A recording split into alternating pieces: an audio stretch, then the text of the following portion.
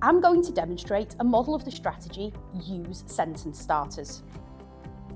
If you're experiencing problems such as students are not able to start as it's difficult to make sense of their thoughts, or that they find it difficult to respond to and engage with the ideas of others, then this strategy might be a useful one. You might want to copy the strategy, or you might want to adapt it for your context. If you do adapt it, do remember to try to maintain the steps that we think make this strategy effective. These are: teach students how to use sentence starters by modelling their use in discussions or presentations. Encourage students to practice using sentence starters in more structured activities like debates, group discussions, or role plays. Over time, as students grow more confident, encourage them to develop their own phrases without relying on preset starters. And after discussions, ask students to reflect on how effectively they use sentence starters and what they could do to improve. I'm now going to model what this might look like in a classroom. Okay, class, so today we're going to focus on how to express our ideas clearly in discussions. Now, one way to do this is by using sentence starters. These help us introduce ideas, agree or disagree politely, and justify our opinions. Let me show you how they work. As you can see here on the board, I've got lots of sentence starters that I've grouped by function. So one way of introducing an idea might be to say, one key point is that, or I believe that, or even an important aspect to consider is.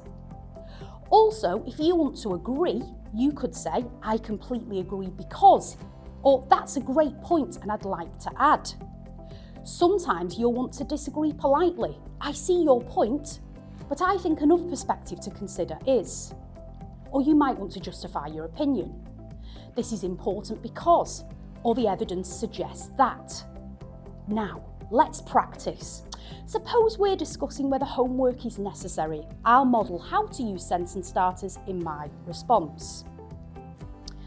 I believe that homework is essential because it reinforces what we learn in class.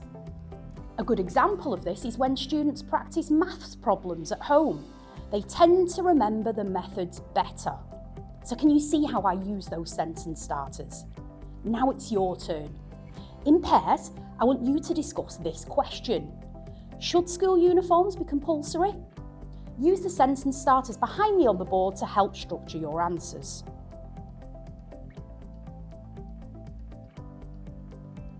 Yes, that's excellent. Think about using those sentence starters though. Okay, let's hear some responses. Who can share their argument using a sentence starter? Josh. Great! You used a strong sentence starter to introduce your idea. Jenny, can you build on that? Fantastic. Now, I challenge you to have a discussion without looking at the board. You've been practicing using sentence starters. Now, try forming responses naturally. Our new question is, should mobile phones be allowed in school?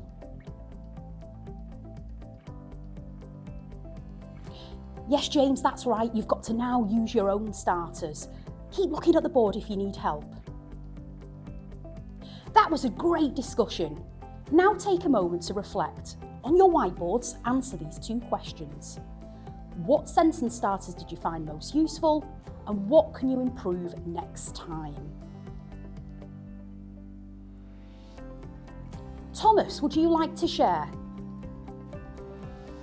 That's brilliant. So sentence starters are a tool that help you structure strong arguments. But over time, you'll start developing your own phrases naturally. Keep practicing and soon you won't need to rely on them at all.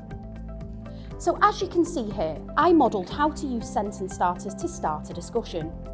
I then encourage students to practice using sentence starters in structured activities in a paired discussion. I then removed the scaffolds and encouraged them to develop their own phrases without relying on a preset starter. Finally, after the discussions, I asked students to reflect on how effectively they use sentence starters and what they could improve.